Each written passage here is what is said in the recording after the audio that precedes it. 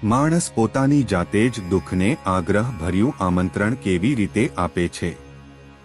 પ્રશ્નના જવાબ માટે સાંભળો સાગર કથા 18 એપ્રિલ 2015 અમૃત બિંદુ। વક્તા પરમ પૂજ્ય સદગુરુ શ્રી રામકૃષ્ણદાસજી સ્વામી। શ્રી સ્વામિનારાયણ સંસ્કારધામ ગુરુકુળ ધ્રાંગધ્રા।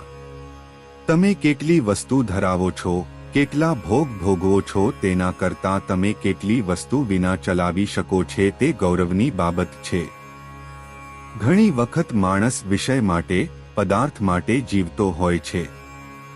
માણસને ઓછામાં ઓછી જરૂરિયાતથી જીવન જીવવું જોઈએ, અને જે સમય હરી ઈચ્છાથી જે મળ્યું, જેવું મળ્યું, જ્યારે મળ્યું તે માણસ ચલાવી લેતો હોય એમાં એનો આનંદ, સુખ, એની સહજતા, વાસ્તવિકતા લૂંટાતી ન હોય તો સમજવું કે આને કોઈ પદાર્થની ખેવના નથી।